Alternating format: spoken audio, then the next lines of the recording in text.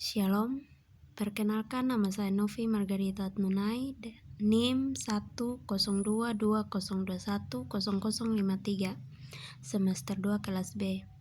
Di sini saya akan mempresentasikan hasil resume dari bab 4 tentang bagaimana nilai dan norma konstitusional UUD NRI 1945 dan konstitusionalitas ketentuan perundang-undangan di bawah UUD.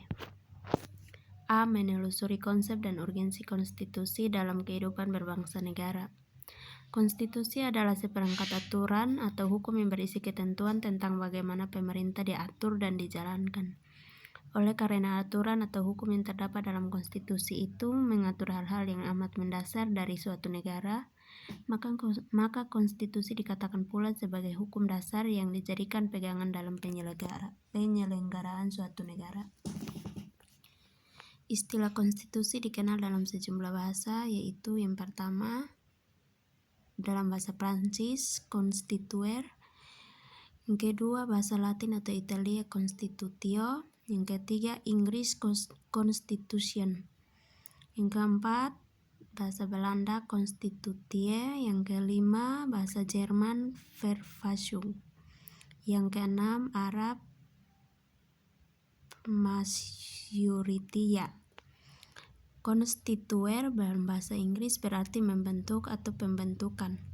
Yang dimaksud dengan membentuk di sini adalah membentuk suatu negara. Konstitusi mengandung permulaan dari segala peraturan mengenai suatu negara, atau dengan kata lain bahwa konstitusi mengandung permulaan dari segala peraturan mengenai negara. Pembentukan suatu negara atau menyusun dan menyatakan suatu negara, dan sebagai peraturan dasar mengenai pembentukan negara. B. Perlunya konstitusi dalam kehidupan berbangsa negara Indonesia. Dari kegiatan menelusuri konsep dan urgensi konstitusi bagi kehidupan berbangsa dan bernegara, tentu saja kita dapat menemukan persoalan dalam bentuk pertanyaan yang harus dijawab lebih lanjut. Contoh-contoh pertanyaan yang mungkin muncul dari benak kita misalnya sebagai berikut. 1. Mestikah setiap negara memiliki konstitusi? Bagian A, jika ya, untuk apa konstitusi itu diperlukan? B. Adakah negara yang tidak memiliki konstitusi? C. Jika ada, apa yang akan terjadi dengan kehidupan negara tersebut? 2. Jika konstitusi itu sedemikian penting, bagaimana wujudnya? A. Apa materi muatannya? B. Apakah konstitusi itu selalu tertulis? C. Jika tidak, negara manakah yang memiliki konstitusi tidak tertulis? D. Apakah konstitusi demikian itu efektif dalam mengatur kehidupan berbangsa dan bernegara? C. Menggali sumber historis, sosiologis, dan politik tentang konstitusi dalam kehidupan berbangsa negara Indonesia. Menurut Hobbes, manusia pada status naturalis bagaikan serigala, hingga timbul 93 adagium Homo homini lupus. Artinya yang kuat mengalahkan yang lemah. Lalu timbul pandangan bellum omnium contra omnes, perang semua lawan semua. Hidup dalam suasana demikian pada akhirnya menyadarkan manusia untuk membuat perjanjian antara sesama manusia yang dikenal dengan istilah factum unionis. Selanjutnya timbul perjanjian rakyat menyerahkan kekuasaannya kepada penguasa untuk menjaga perjanjian rakyat yang dikenal dengan istilah factum subjectionis. Dalam bukunya yang berjudul Leviathan tahun 1651, ia mengajukan suatu argumentasi tentang kewajiban politik yang disebut kontrak sosial yang mengimplikasikan pengalihan kedaulatan kepada primus inter pares yang kemudian berkuasa secara mutlak atau absolut. Primus inter pares adalah yang utama di dalam sekawanan atau kumpulan, atau orang yang terpenting dan menonjol di antara orang-orang yang derajatannya sama negara. Dalam pandangan Hobbes cenderung seperti monster Leviathan. Seorang ahli konstitusi berkebangsaan Jepang, Naoki Kobayashi, mengemukakan bahwa Undang-Undang Dasar membatasi dan mengendalikan kekuasaan politik untuk menjamin hak-hak rakyat. Melalui fungsi ini, Undang-Undang Dasar dapat memberi sumbangan kepada perkembangan dan pembinaan tatanan politik yang demokratis. Contoh dalam bab 3 tentang kekuasaan pemerintah negara memuat aturan-aturan dasar sebagai berikut. 1. Pedoman bagi presiden dalam memegang kekuasaan pemerintahan. Pasal 4 ayat 1. 2. Syarat-syarat yang harus dipenuhi oleh calon presiden dan calon wakil presiden. Pasal 6 ayat 1. 3. Pembatasan masa jabatan presiden dan wakil presiden. Pasal 7. 4. Pemberhentian presiden dan wakil presiden dalam masa jabatannya. Pasal 7A dan 7B. 5. Presiden tidak dapat membekukan atau membubarkan DPR. Pasal 7C. 6. Pernyataan perang, membuat perdamaian dan perjanjian dengan negara lain. Pasal 11 ayat 1, ayat 2 dan 3. 7. Menyatakan keadaan bahaya. Pasal 12. 8. Mengangkat dan menerima duta negara lain. Pasal 13 ayat 1, ayat 2 dan ayat 3. 9. Pemberian gerasi dan rehabilitasi. Pasal 14 ayat 1. 10. Pemberian amnesti dan abolisi. Pasal 14 ayat 2. 11. Pemberian gelar, tanda jasa dan lain-lain tanda kehormatan. Pasal 15. 12. Pembentukan Dewan Pertimbangan. Pasal 16. Semua pasal tersebut berisi aturan dasar yang mengatur kekuasaan presiden, baik sebagai kepala negara maupun kepala pemerintahan. Sebagai kepala negara, presiden adalah simbol resmi negara Indonesia di dunia. Sebagai kepala pemerintahan, presiden dibantu oleh wakil presiden dan menteri-menteri dalam kabinet, memegang kekuasaan eksekutif untuk melaksanakan tugas-tugas pemerintah sehari-hari. Aturan-aturan dasar dalam UUD NRI 1945 tersebut merupakan bukti adanya pembatasan kekuasaan pemerintahan di Indonesia. Tidak dapat kita bayangkan bagaimana jadinya jika kekuasaan pemerintah tidak dibatasi. Konstitusi juga diperlukan untuk membagi kekuasaan dalam negara. Pandangan ini didasarkan pada fungsi konstitusi yang salah satu di antaranya adalah membagi kekuasaan dalam negara.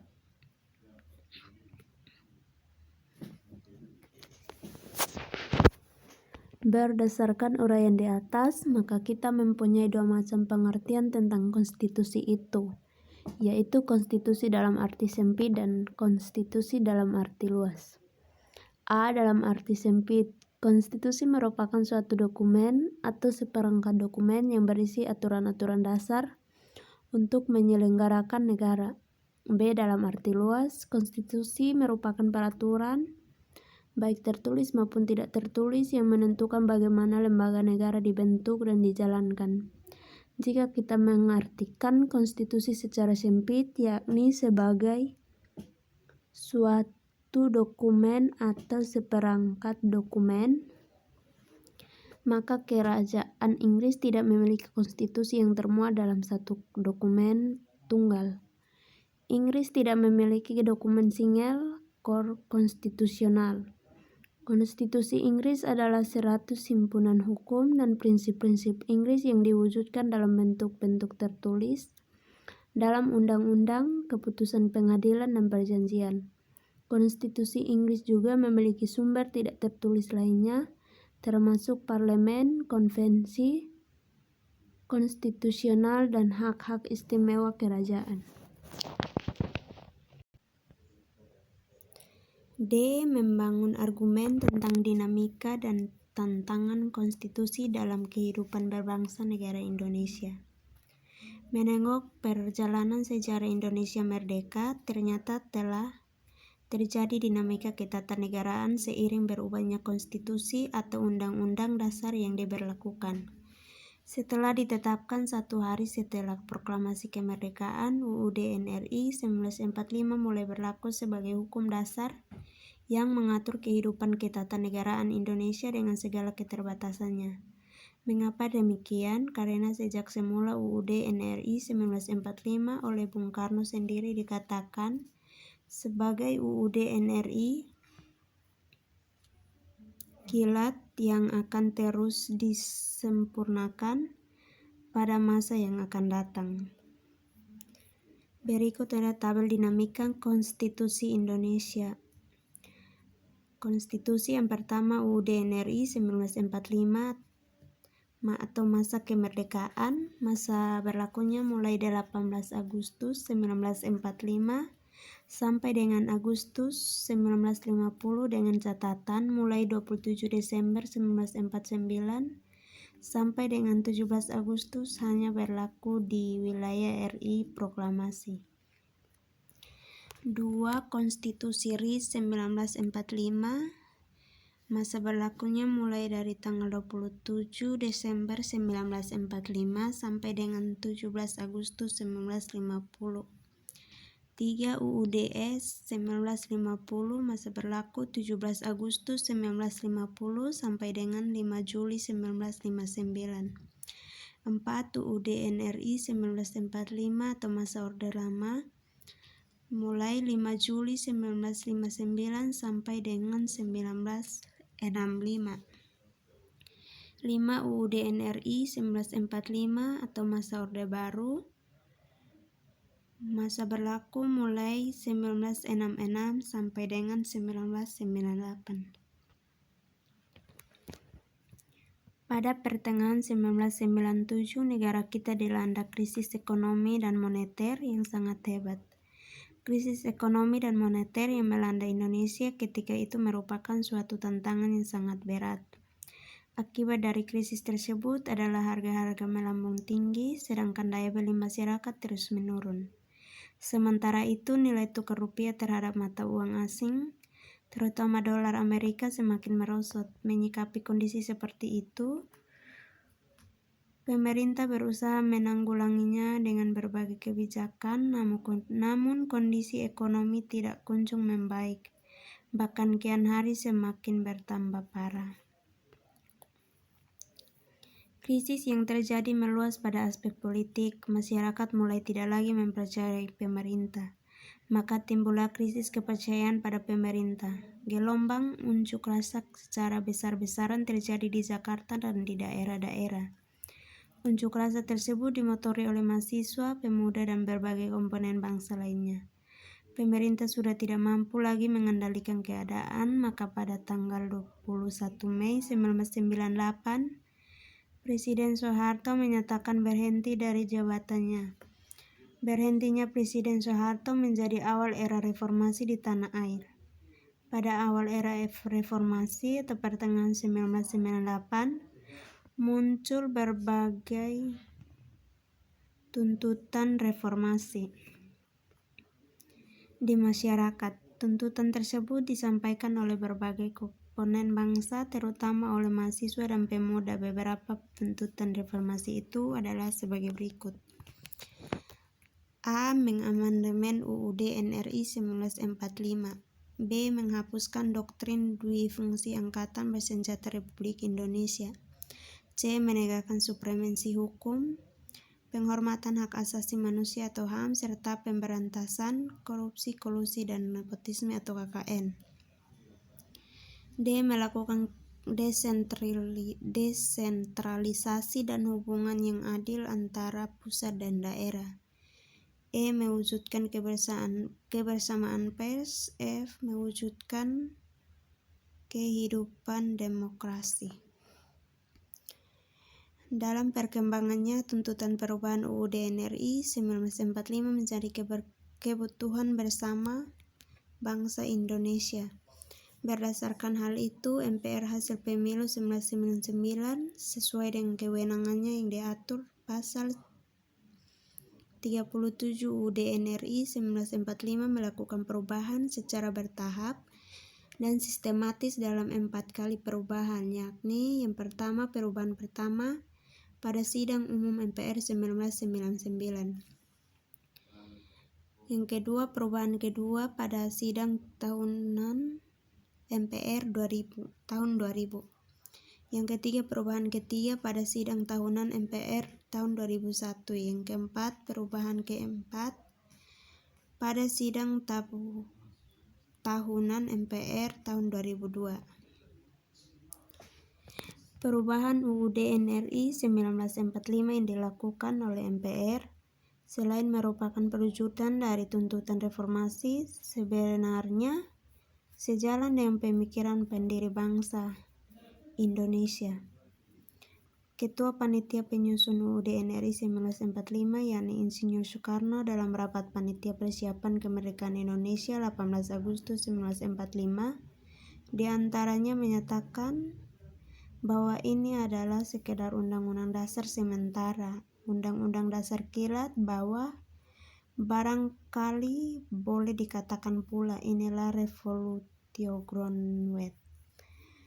Nanti kita membuat undang-undang dasar yang lebih sempurna dan lengkap. Mendeskripsikan esensi dan urgensi konstitusi dalam kehidupan berbangsa dan negara.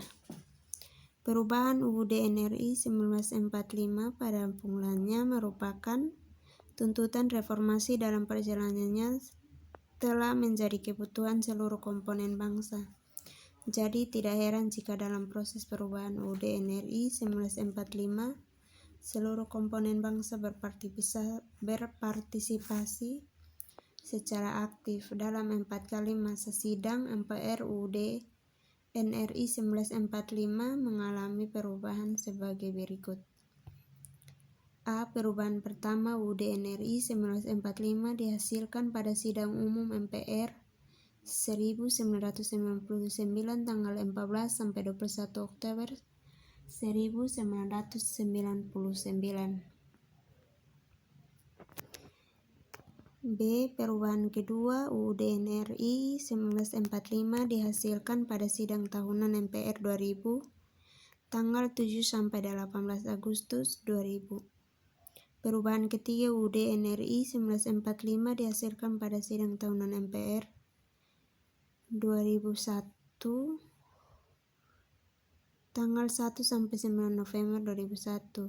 4. Perubahan keempat UUD NRI 1945 dihasilkan pada Sidang Tahunan MPR 2002 tanggal 1 sampai 11 Agustus 2002.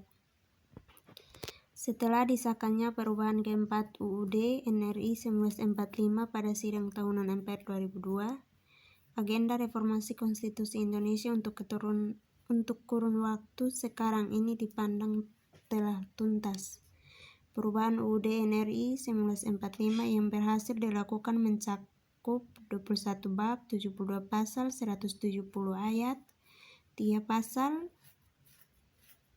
aturan peralihan dan 2 pasal aturan tambahan.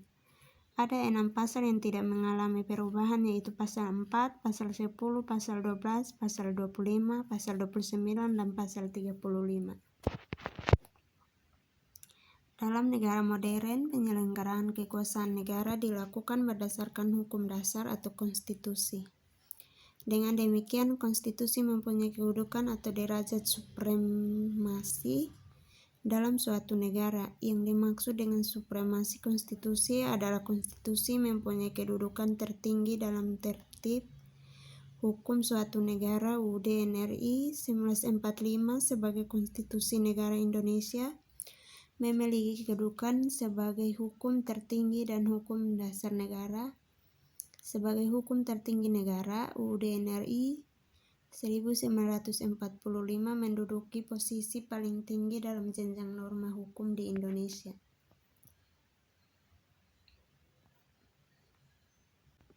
Sebagai hukum dasar, UUD NRI 1945 merupakan sumber hukum bagi pembentukan peraturan perundang-undangan di bawahnya. Sebagai hukum dasar dan hukum tertinggi negara, maka peraturan perundangan di bawah UUD NRI 1945 isinya bersumber dan tidak boleh bertentangan dengannya. Misalnya isi norma suatu pasal dalam perundang-undangan tidak boleh bertentangan dengan UUD NRI.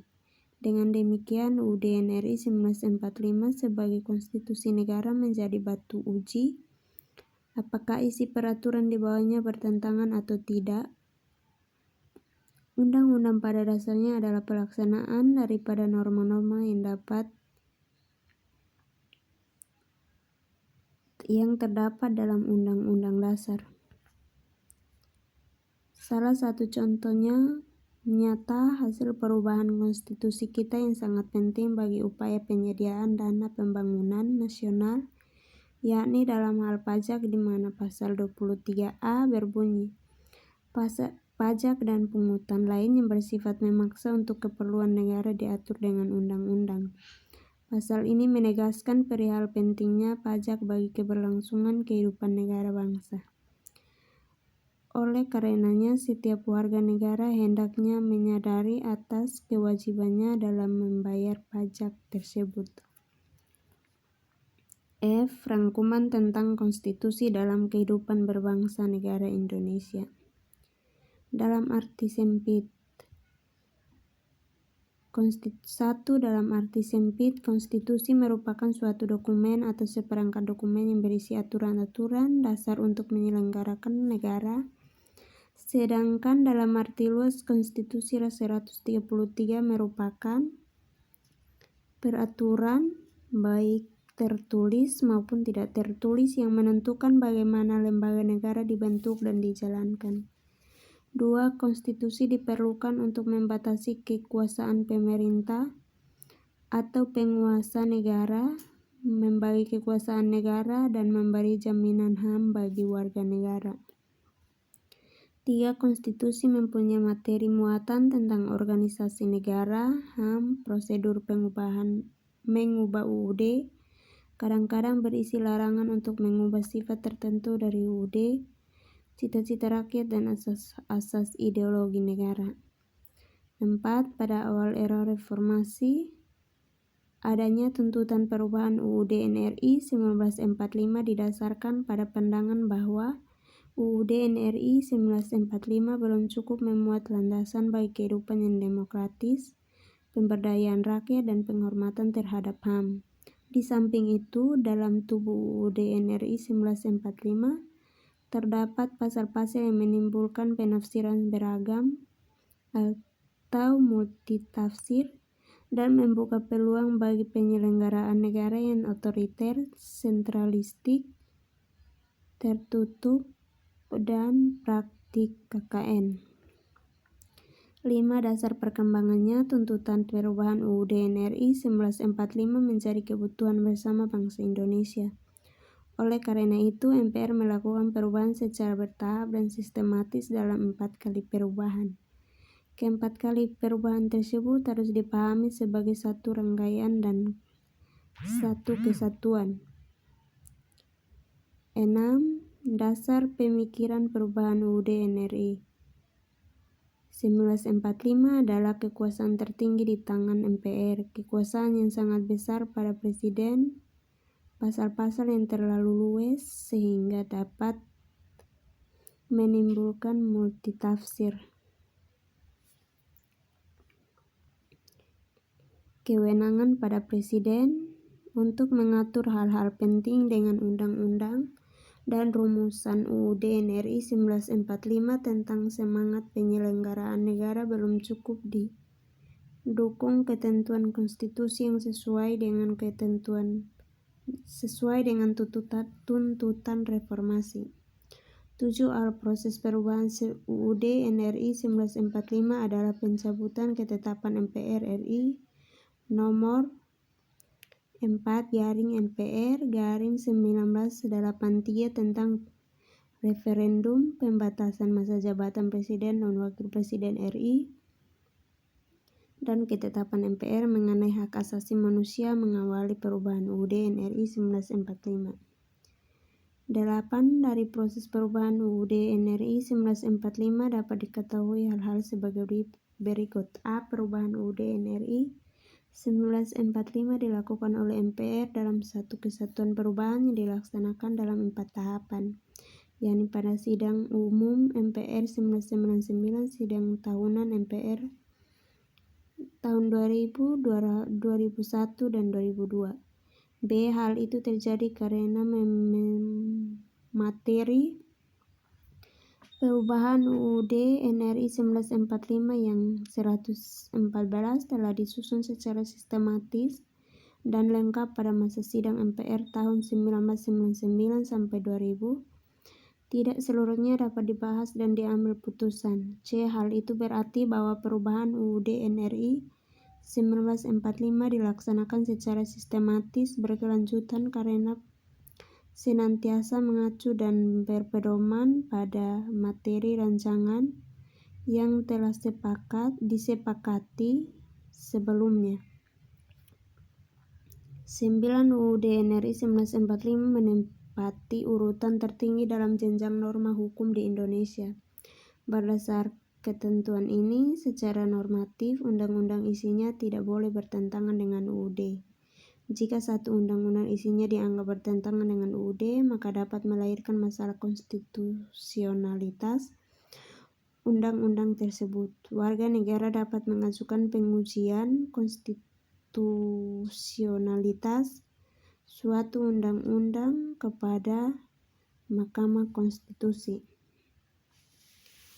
G. Praktik kewarganegaraan 4.